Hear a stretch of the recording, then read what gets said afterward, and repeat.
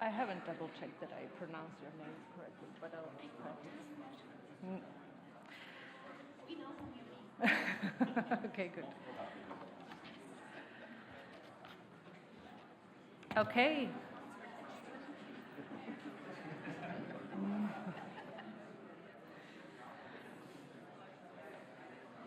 All right, for everyone joining online, there's still a few people coming in the room, so we'll give it a half minute extra, but I'll get started shortly.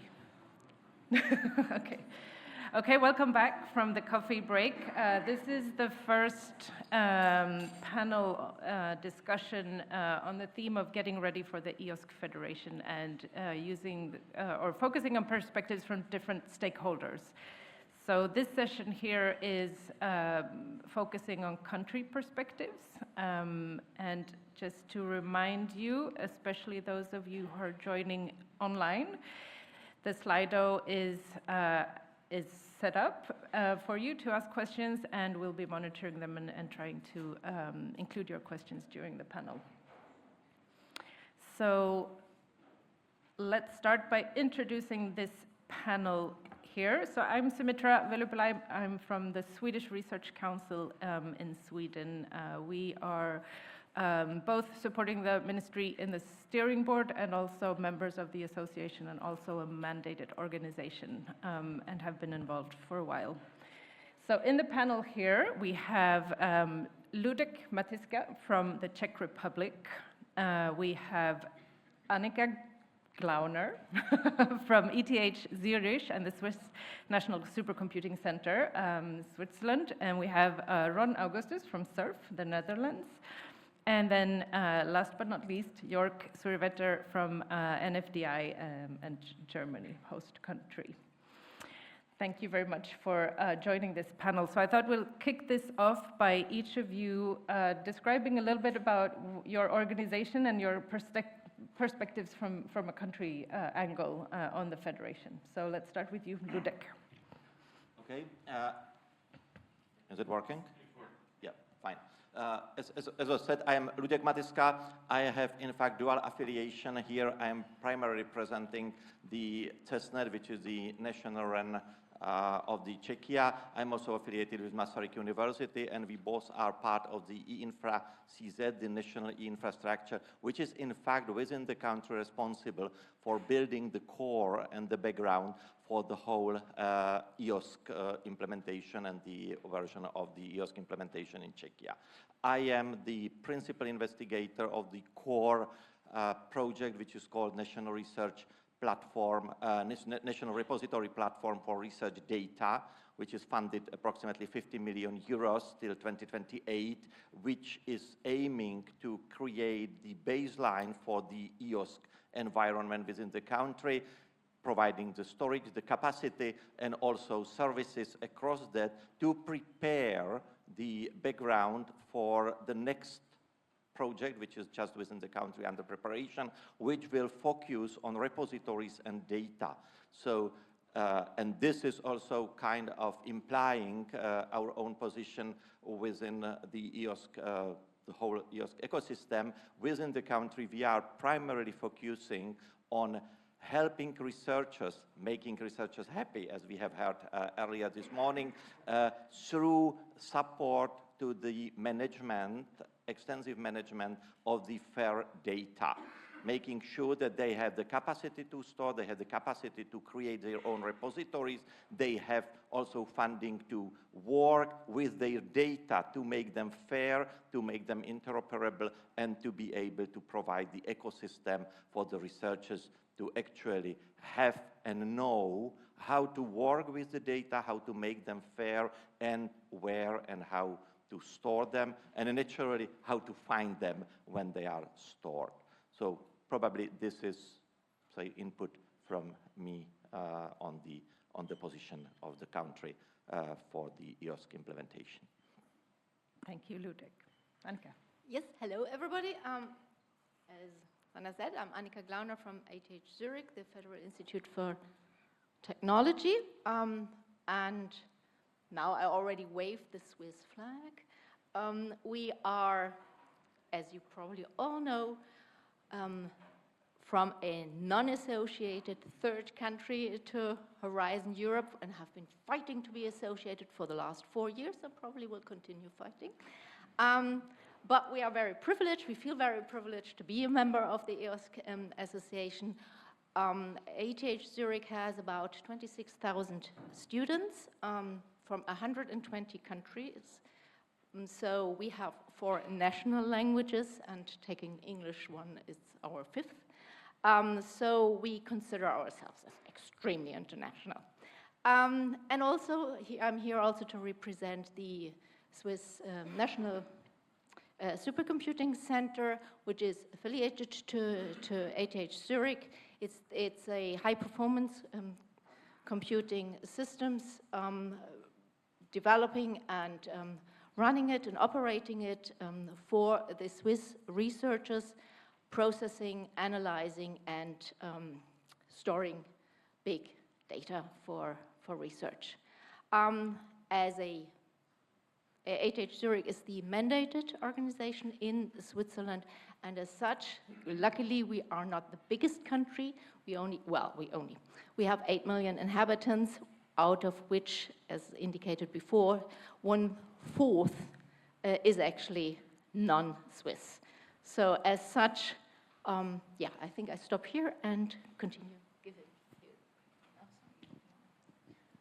Thanks, Annika. Everyone, go ahead. Yes, my name is Ron Augustus. I'm the chairman of the board at SURF. SURF is the Dutch NREN. We provide services for researchers and higher education in HPC, networking, but also open science and education. And we're not only providing services, we're also looking on how to connect between higher education and internationally, and provide an association role there. And finally, we want to drive innovation in new projects. Yeah. Hi, I'm Jörg Surefetter. I'm the director of NFDI and at the same time professor at the Karlsruhe Institute of Technology. And as such, I'm a researcher. So I contribute to make myself happy, which is pretty cool, I think, right? So NFDI is a large German initiative, which is like it's a bottom-up initiative. So the idea is really to stand with both feet into the scientific disciplines.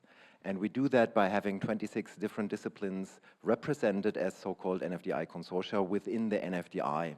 And they bring in their perspectives, but also they bring in their services and their research questions, you could say, which then hopefully can be better resolved with the infrastructure that we provide. So by that, we try to come up with an approach to build something up which gets more and more complex, right, and more abstract. But we don't want to lose really the ground in the scientific areas. And I think this is one thing we can also contribute here to EOSC. Well, thanks very much. Already we hear the microphone is moving nicely. That's good. I mean, we heard this morning the launch of the EU node now, and there is also the build-up phase within the federation. So what are your key takeaways from this morning, and using your country hats, what can you bring home after having heard this morning? Ludek, do you want to start? I must admit that it's not the first time I have been hearing it, so it's not what's so wow impression. But I have a dual takeaway. The first is that yes, we are now in the moment when we are actually within the EOSC starting to build something which is more tangible, not only the ideas, not only the demos, but something which will become really tangible. So this is, for me, very important. The other thing is that we are clearly at the beginning, which means that we don't yet know how the federation will actually open and how it will set up. However, at least my implicit impression was that there is kind of an implicit agreement that the federation should be kept open, that it should not be a closed club of just some selected part, but that it has to be open-ended. And these two things are, for me, the major message from the, say, EOSC node launch. Yeah, so I continue. I think the main message I completely agree with what you said, but also what I thought was great, that it shows how top-down and bottom-up things are. And it's a great opportunity now for all of us. And even I'm glad that Peter actually said, we don't open it before later, because otherwise this room would be completely empty. So I'm quite glad that you all need to wait until lunchtime. And that the expectation, Volker, you asked the questions, what are the expectations on a national level? It's open, and it's up to us. And it's kind of the dream of every researcher, the dream of everybody, that you have a kind of a blank piece of paper where you can start and experiment and finding your way. And we are on the same level, and I think this is really great. There are no ways how we can do it wrongly. And then, regarding yesterday, what was it? Align, accelerate, act. Well, that's now up to us, and I think that's great. Yeah, my takeaways would be that first, we're entering a new phase with EOSC, and so we really feel this. So it's a new era in that sense. We talked a lot, and now we're starting to act a little bit more, and this is an important step for me. And a second is where you're looking at forming national nodes, how to form that. We're not alone in that sense. We have an EU node as well to look at, see how they have done things. Perhaps we can learn from that, and share what's working, what's not working from a local perspective. Yeah, thank you. I also had the pleasure to join the presentation of the EOSC EU node, which was given a couple days before, and first impression was like, okay, it's working. They got enough money, so it should be working. Its basic functionalities there, but then I stopped thinking and said, okay, lean back a little bit, think about what is happening right now, because what you see now is what was promised. And for some time, I couldn't believe that we will be managing to get this on the ground. What is this? It is about data sovereignty. It is about running the whole thing of provisioning of services, of things like data storage and cloud computing and virtual machines, and granting access in a distributed manner to a large group of people distributed in whole Europe. And this so far has been a privilege to large companies, who then leveraged, of course, the advantage that they got from granting access to their facilities. And now for the first time, I saw something where people promised, okay, but this is now delivering it. So I'm really looking forward to exploring it, trying it out, and get it into practice. I'm pretty sure many technical questions need to be resolved, also organizational, not to speak of financial. However, I think this progress that we see now, having a prototype, being able to play with it around, interact with it, bring service into it, that is an important phase which we should explicitly use really to test it, to try it, and then be able to enter the next stage to scale up. Because this will be a second challenge, of course, but one step after each other. Yeah, well, thanks very much. We have one question online, shall we? More than one. More than one, okay. Sarah, please. Start with the first one. What are you doing in your country to prepare for the EOSC Federation? Do you have recommendations for other countries? Who wants to start? Yeah. Jörg? Yep. Let's change round. Also, I like talking, so. How do we prepare? Well, we asked our different scientific disciplines who are contributing, what kind of services do you foresee in such a network of nodes? And they responded happily, actually. So we have a decent number of potential services to bring into the Federation. Of course, we need to sort out now, is this the one national node? Do we have also thematic nodes? How do they belong to each other? This is the play around stage, which I mean, right? To me, it's not yet clear enough. However, we have enough material to start immediately on the playground. And I think this is one of the key messages. So I found it very useful just to ask the community, what do you think? Would you like to engage? And they said, yes. And here are our proposals with what services we want to start. I think we need to decrease this a bit. We can't start with all of them at the same time. So we will follow also a staged approach, maybe starting small with, let's say, 3 to 5 services, and then scale first in the number of services, and then scale in the number of users. Any other? Yeah, What? sure. Yep. From a Dutch perspective, looking on one of the things that helped us to get started up was first from a ministry level to have a commitment towards open science, stating open science should be the norm. This helps in setting direction. Secondly, we formed a steering group on a board of directors level of not only service providers, but especially also research performing organizations, and also organizations that help in, say, the human capability on digital competence centers, both local and thematic, to get them together and say, how could we act together? Because if you're embarking on a journey that is uncertain in what you're going to deliver, one thing you really need that is trusting each other. Because if the key element is giving up a little bit of your own autonomy to gain more autonomy as a whole, you really have to trust each other and say, hey, this could work. And so we're spending a lot of time on that. And I think I'll leave it at that for now. Thanks. Annika. Yeah, following up on that, so we are a small country. So on one hand, we have a very good relationship also with our ministry. So from a ministry point of view, they said, well, let's figure out what a national node is. If you have an answer, give it to me. But also getting us together, getting the stakeholders together and say, okay, let's figure it out together. That's happening on a national level, while on the other hand, and I'm flagging again, we decided from a mandated organization's point of view to say, well, we don't need to reinvent the wheel. There are countries which are much further ahead than we are.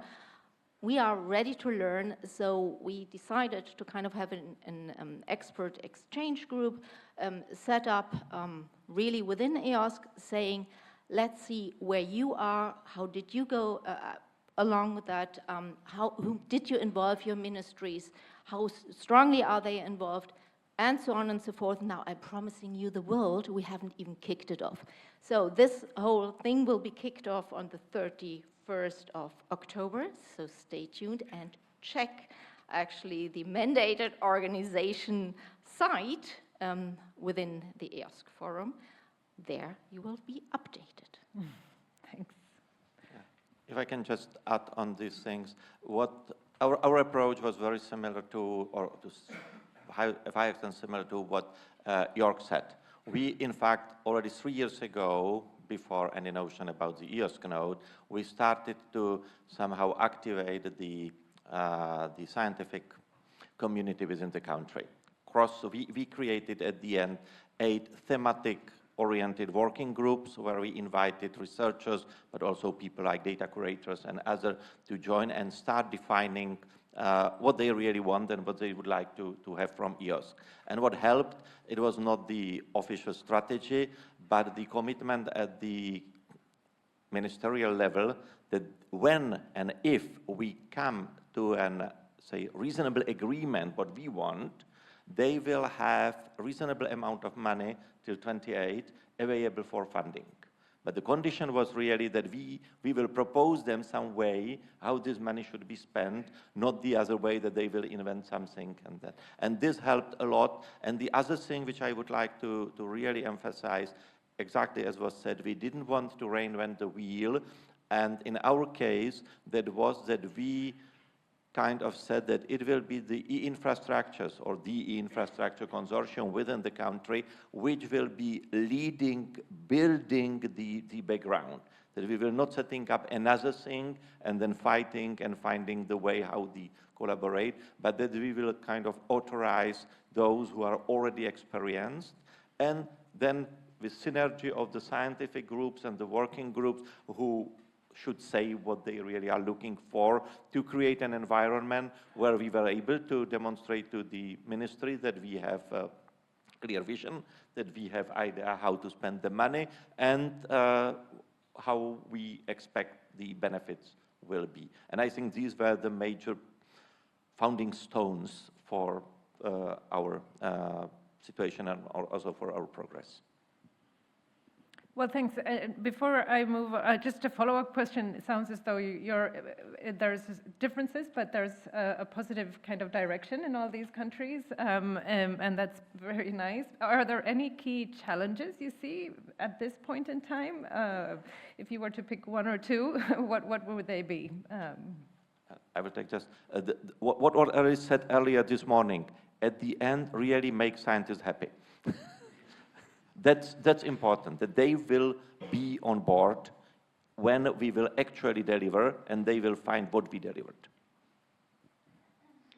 From looking on the challenges ahead, is if you are providing cross-border access, it means a different business model.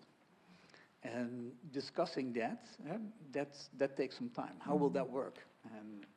And the second is getting towards a commons of services, in a sense, that requires also a new sense of governance. Yeah? So who will be able to say how things will be moving on in the past? So these are the two things that have to evolve over time. And this is certainly where we'll be looking at the EU node itself. Okay. Maybe this is specific for our situation, but I could well imagine that this is also generalizable to other countries. So for us, a key challenge is to convince actually service provider to join the EOSC Federation. So we need to work on what are the benefits that we give to those service providers, because we are a distributed infrastructure. And the typical, I started discussing with them, right? And one of the first things is, but we already have our users, and we are happy, and they are happy. So why should we change anything, right? And then I have this vision of a shared data space in Europe, and they said, well, but this is our community here. We already reached them, right? And we need to really understand what to tell these people, and also what we can offer them to a certain degree. They will offer to us their services and their communities, but what do we offer them? And it's not necessarily an economic question, but there needs to be some kind of arrangement, and probably this is not just one size fits all solution, but it's depending on what kind of services are being integrated. So it's more than one story that we have to tell.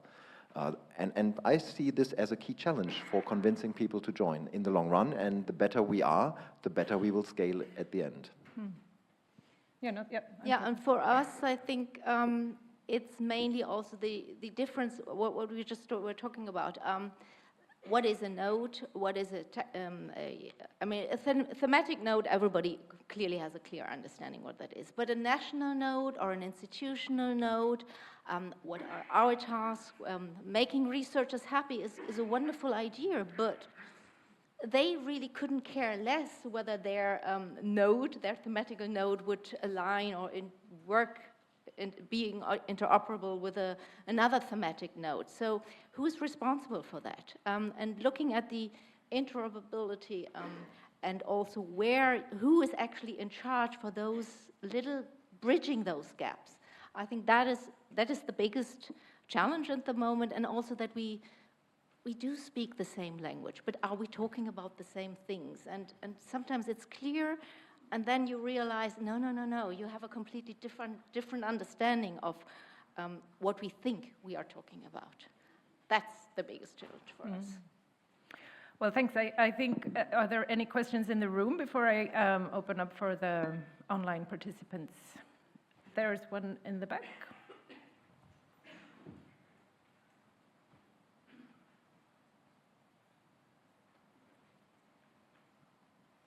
I'm Hugo from Dance.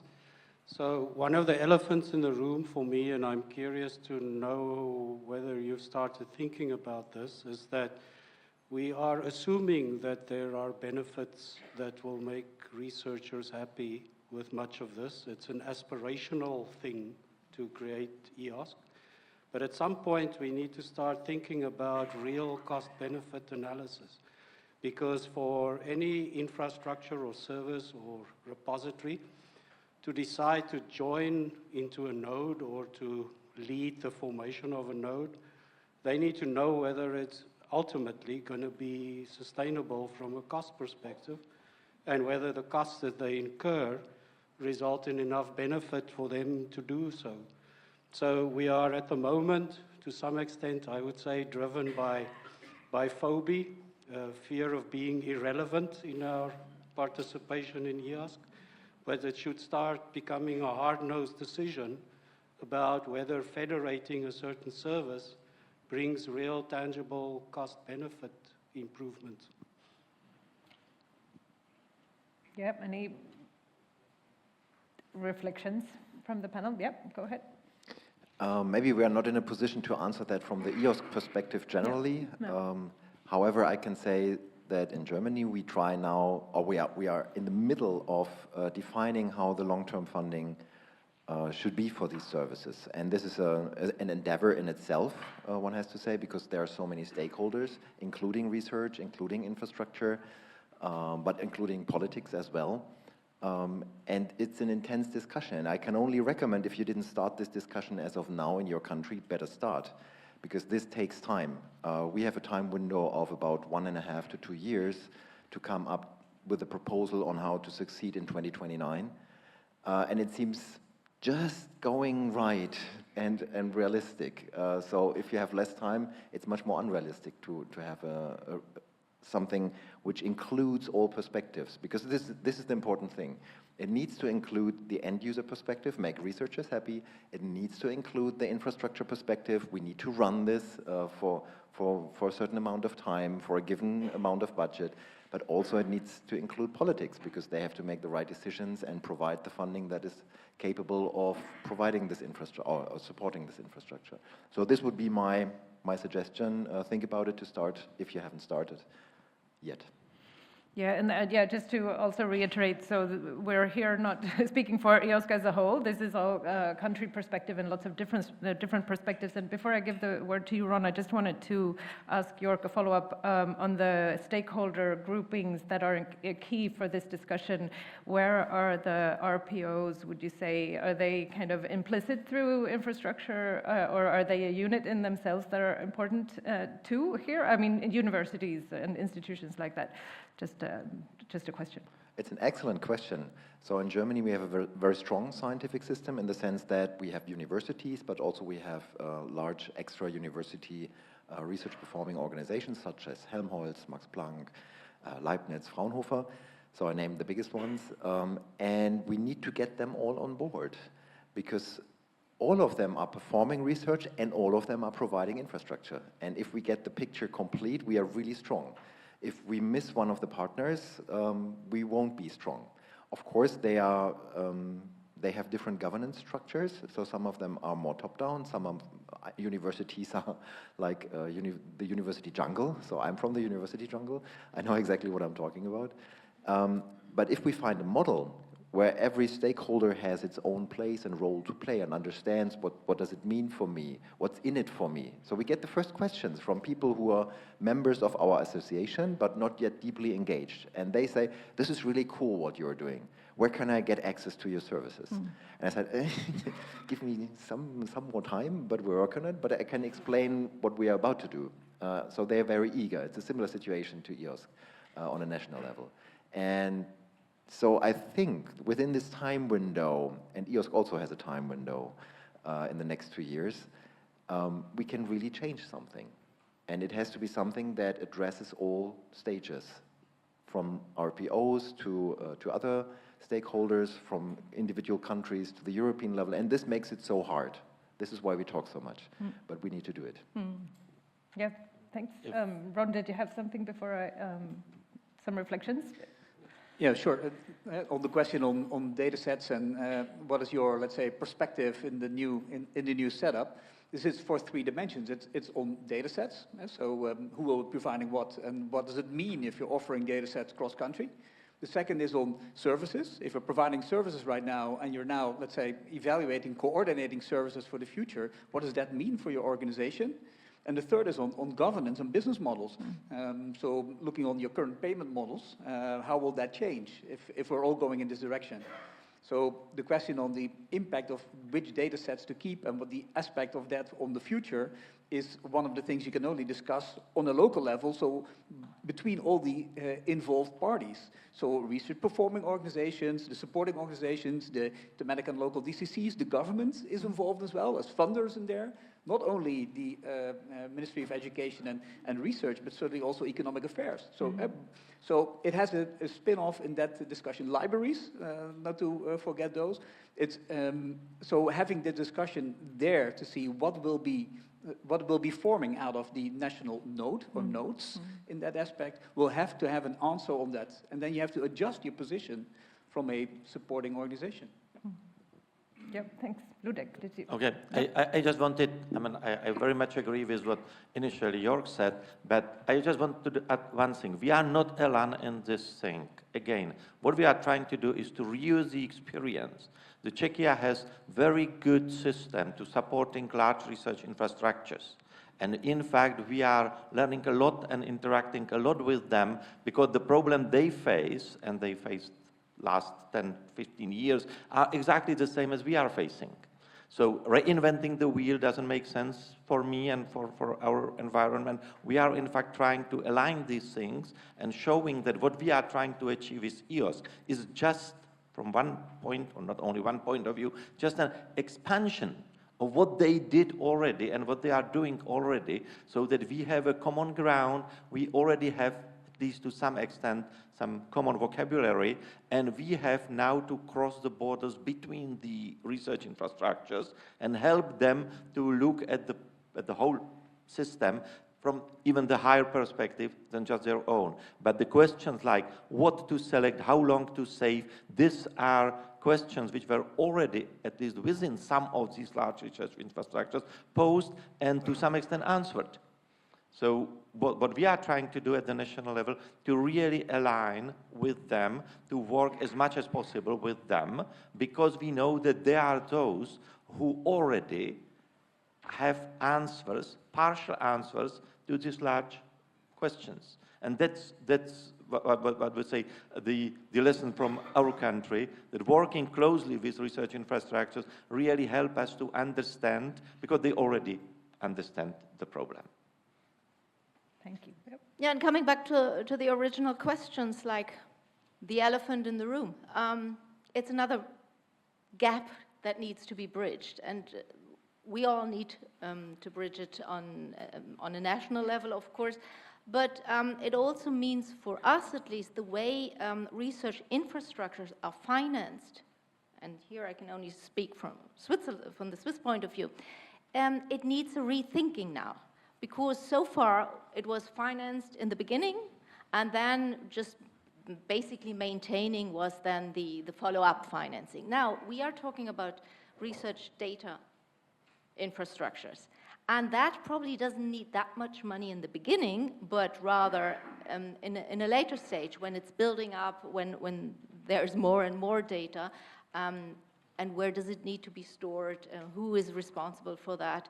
Who is paying for the services in the end? So in a way, this bridging that gap on a national level, this is, yeah, well, as you said, it needs there a specific time frame, and we need to do it basically now in order to be ready for FP10, whether there will be an FP10. So there's a question in the room, and then we'll do some online questions. Yes. Hello, thank you for the talk. It's Paul Butler from Springer Nature here. This is to each of your nations. What does the successful landscape look like to you in 5 years' time? And what metrics are in place to judge this success? Any pick? Yeah, Jörg? Yeah, glad to see that also Springer is here. Maybe we can talk during the coffee break. What is a successful landscape?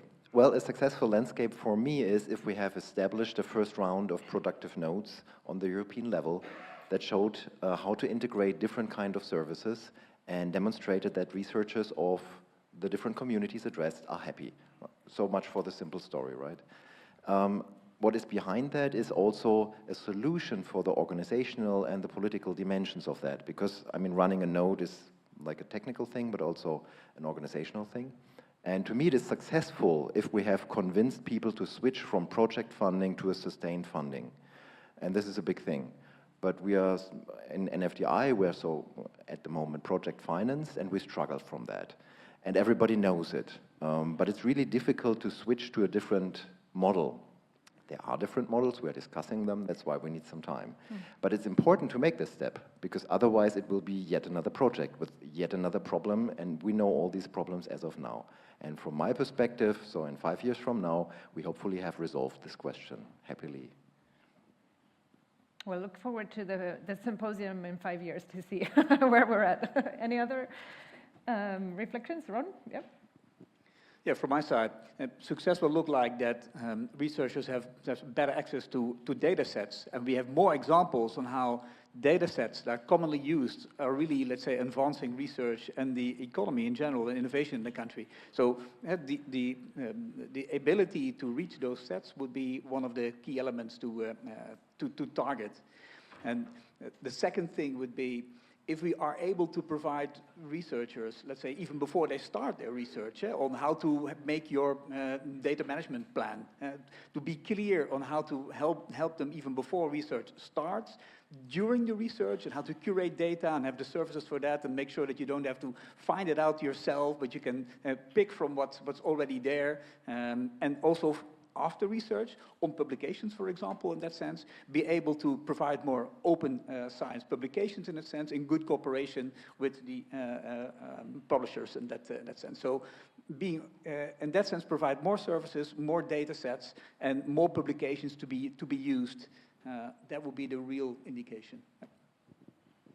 Thanks. We may have, I mean, all this is fine and the high-level ambition, but we may also have a more pragmatic, say, KPI. And this is, I'm now at the national level, I'm trying to say that for me, success at the end of 2028 or around that will be that approximately, I mean, this is approximately 80% of all the scientists, they know, and this goes to the data management, they know where to store their data. And they have the environment where they really can use this. And these 20% are those who are, say, exceptional, and you always have exceptional people. And then every scientist knows where to start looking for the data they need for their research. We cannot guarantee that they will find anything, but at least they all know how to work with the environment. And when they find it, there is an environment which is easy to use for them to get access and say, incorporate the data which are stored there. And parallel to that, that there is an agreed way how this is sustainably funded for the future. So these are things which are, say, more pragmatic, looking at the making scientists happy, and not too much about what is actually behind, because they don't care. And we want them to be involved and at the end served. So this is the perspective from our side, which we may at around 28 to check how far we really get there. Yeah, I agree with everybody here, and I think you all would agree as well. And on top of that, I would say, I lost my thread now. There was one. What I wanted to say is really to make sure, I think that is what then makes everybody happy, is that it actually also works across, not only within EOSC, but that you actually also have then the transition to other frameworks, wherever they are, to go beyond the EU, to really be globally interoperable, and that it actually, that trust is not just a wonderful word we are using on a daily basis, but that it actually is working, and that it aligns with this data and AI sovereignty and AI Federation then in the end. Thanks. Did you have a small comment? Yeah, I mean, I dodged the question about KPIs on purpose, but maybe give a glimpse on it. Happy researchers are pretty cool, but at the end of the day, we want solved problems. And an infrastructure like the one we are building here right now, at the end of the day, needs to demonstrate that problems are solved faster and better, and maybe bigger problems are being solved, right? I mean, to me, this is the ultimate goal, but how to measure that is well, up for discussion probably. But ultimately, I would always go into this direction. Thanks. So there's more questions in the room, but I wanted to invite the online participants also. Sarah. Yeah, I mean, the top question is quite a direct question that somehow some of you have addressed, but I will ask you this one. So will your countries provide enough funding for the national nodes? If you tell us what a national node is. Yep, York. Yes. There's no option. Yes, provided that we codefine what the national node is. Yep, any other? I mean, Yep. of course, the answer has to be yes, because otherwise, why are we here? It's just the way, as I said earlier, you need to have different financing structures. You have to rethink it. And we all have been there with in other situations. There won't be more money. We just have to redistribute it somehow. Ron, did you have? Yep. Yes, so in that sense, money coming will help getting things started up. But we're all under pressure on country levels, on spending on research, certainly in the Netherlands. So it means that we have to refocus on what priorities to set and maintain the dedication that we have, despite perhaps money shortages on the short term, to commit together to move forward and perhaps have some lower ambitions if it's not funded all, but maintain the direction and the momentum that we have. For me, that's very important. Thanks. So, question from the room. Yes, Ivan Janmaat from SURF. I would like to sharpen the question from Wim Hugo from DANS a little bit about the big elephant in the room. But I already heard here also Forum say that it's about redistribution of money, because budgets they have normally a limit. Unless you say there is no limit at all for research, but there is a limit. So I think some redistribution of funding will happen in the future. And my neighbor said, if it's really successful in 5 years' time, how will that redistribution look like? So will there be a percentage going to this European development and maybe less funding to the national development of the research infrastructure? How will that evolve in the next 5 years? That's not an easy question, I don't think. Any takers? Well, actually, we can't answer that because we are there from a national point of view, of course. But I think every country there is no one solution. And it's within the countries, it needs to be resolved. There are bigger countries, there are smaller countries, and research continues to be international. So there are different models, and we all need to figure out what will work for us in our countries. I mean, it's not a question for us, definitely not for me, but on the other hand, we are now working on a model for beyond 28 to actually, and we promise to publish some documents for the national discussion with national stakeholders in the next year to actually have tangible basis for the discussion on how to do this. On the other hand, when you are speaking about the distribution with the national and international, I am, regardless of all the weaknesses, I still think that the basis is at the national level.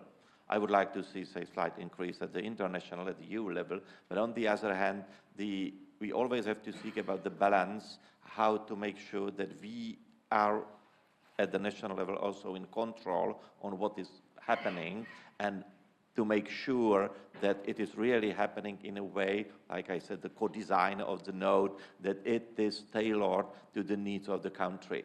And with just too much EU funding on this level, I am afraid that this is not a solvable solution, that it doesn't have a solvable solution. So you have to have reasonable national funding to get this, and then to agree, and this is about the trust, which was already mentioned, to agree that we may delegate a little bit of our own sovereignty to the European sovereignty, because at the whole there will be benefits, so that we are aligning what we do with them, but we also have to be strong enough to influence where we are together going. So that's all what I can say about this split, but no numbers. Maybe one more thing, because we have been talking about this the last 24 hours quite a lot. There is always this reference to AI. And in a way, there is apparently a lot of money in that area. So in a way, it needs to be leveraged on that level as well. And of course, we can't compete with the industry, but we have to collaborate with the industry. Thanks. Any questions from the room? There is one here. Yeah.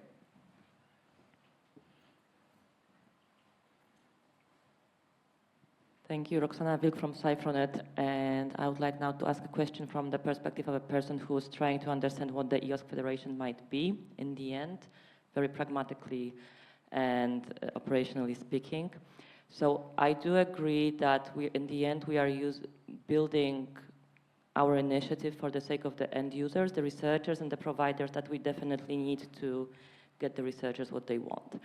But we ask this question about what do you might need from the Federation, and I would like to ask you that, and please be specific if you can, but leave out the end users, the researchers and the providers, because we know they are important. What am I wondering now? It's quite clear to me that a national node or any other kind of node is a stakeholder per se for the Federation. So can you try to imagine what in fact a national node as a stakeholder might need from the Federation? What might you expect from the Federation? What is your expectation towards the Federation as a national node? And be as blunt as you can, please. Thank you. Yeah, Ron? Yeah, what to expect from the Federation of Nodes, right? And going at it from a local country perspective. A couple of things.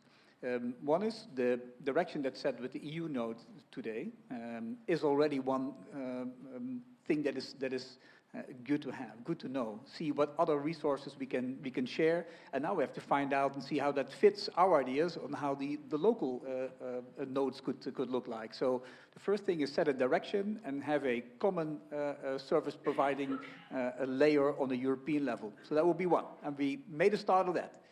The second would be, and that will be very important for us as well, is to share the learnings on how we're doing things in different countries. Because we're finding out, we're building the bridge while we're on it. And we're making mistakes. So sharing mistakes on what we do, on how to get the actors together in every country, and how to do that, that would certainly be very valuable for me. And a third thing that could really help us going forward is from all the teachings and learnings, and making sure that from a human capacity point of view, how do we train our people, which is sometimes things that we have to do in common. For example, how to deal with the EU node, how to make sure that people know what FAIR is, and how to use certain data sets, to share with each other how certain training elements and skill development is done. I think that's an area that could be low-hanging fruit to really focus on for the short term. So those would be my 3 points. Thanks. Yeah. Björk? Very pragmatic.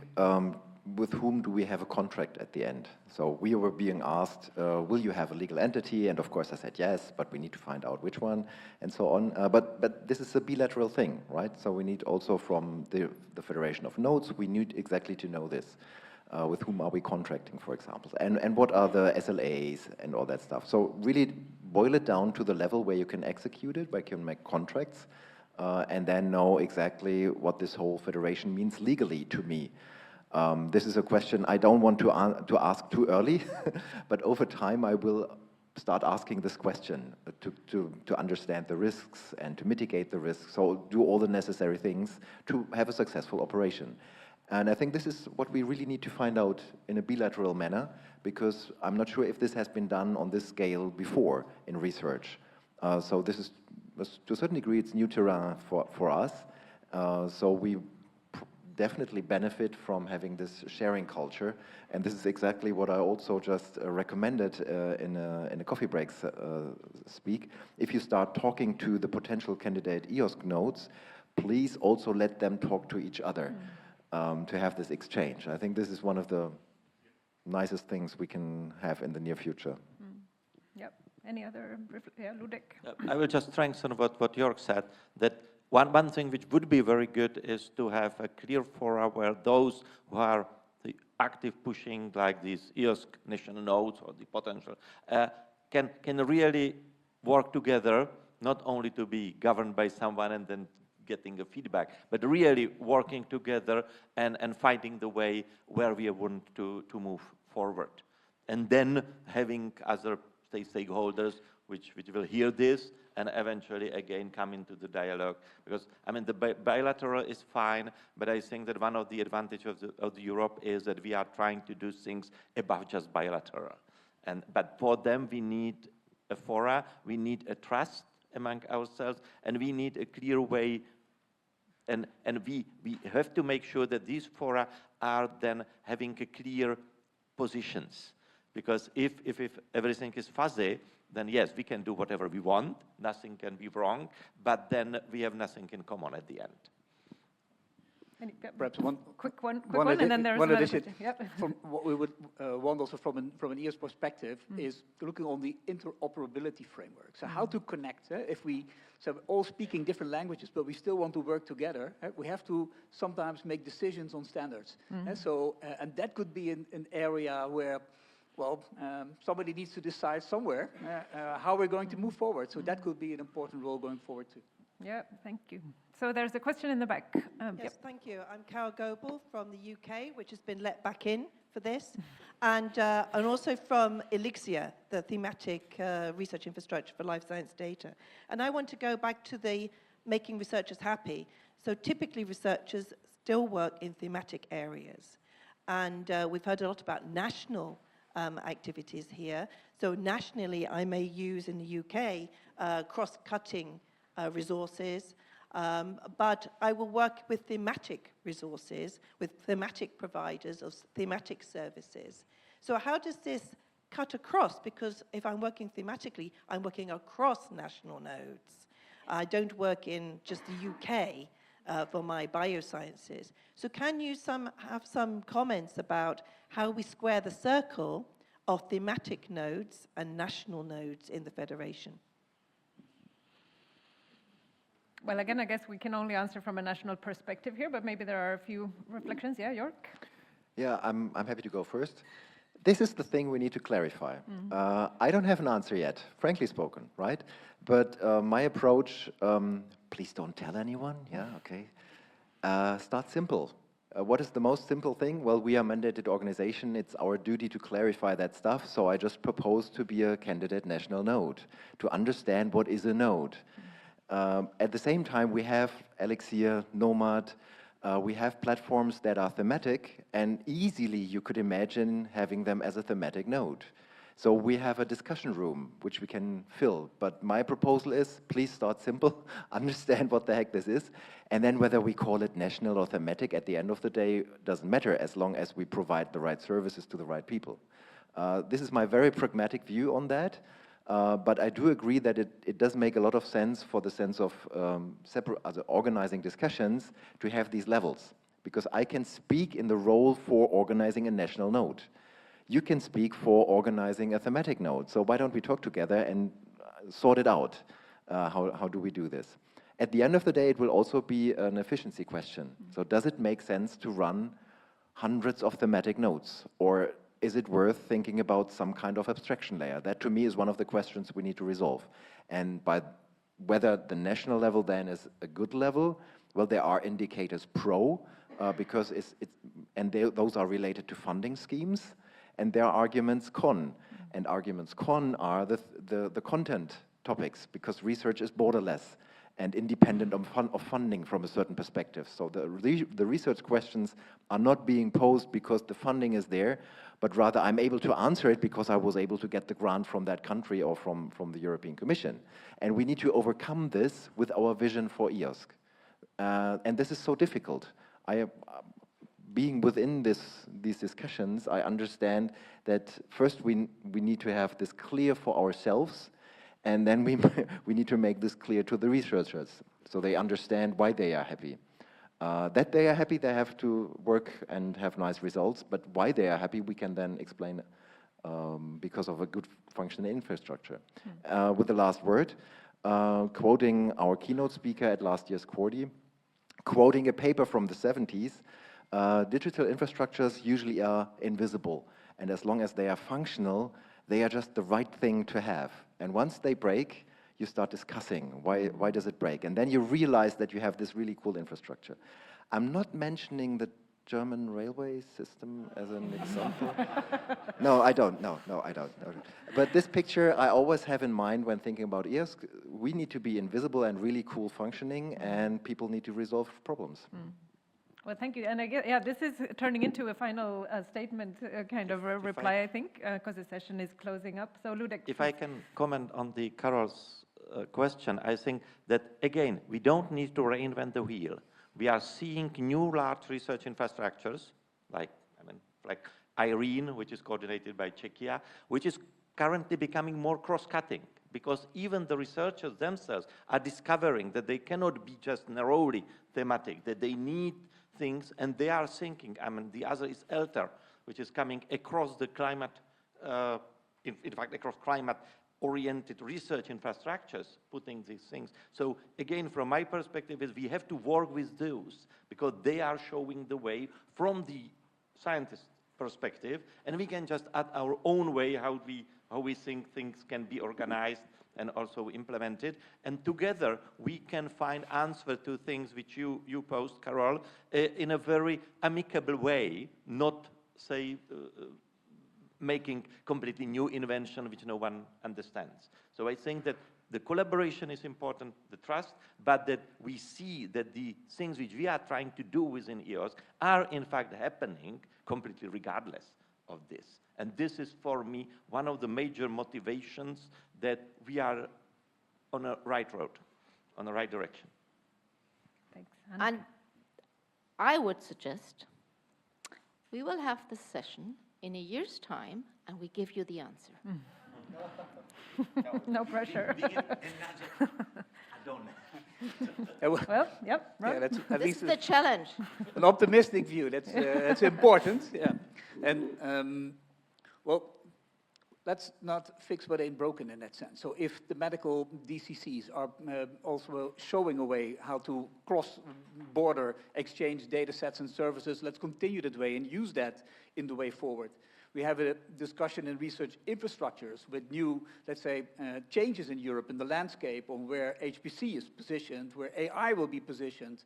So we have a discussion there on how the future would be looking like in the most, let's say, economic way and how to perform research, to get most research from your dollar or euro. The same is true for open science. So it may be that in the changes ahead, we can have optimizations also for thematical DCCs, but there's also many research areas that don't have a thematical DCC and perhaps could start with there. Well, thanks very much. I think this summarizes very nicely, and I think we will have a very nice discussion in a year's time, maybe not with all answers, but with some, hopefully, and we'll have at least discussed this more. So it's time for lunch, and after lunch, the next panel on more thematic perspectives will be, so maybe there will be some similarities and differences in the discussion at that point. Thank you very much.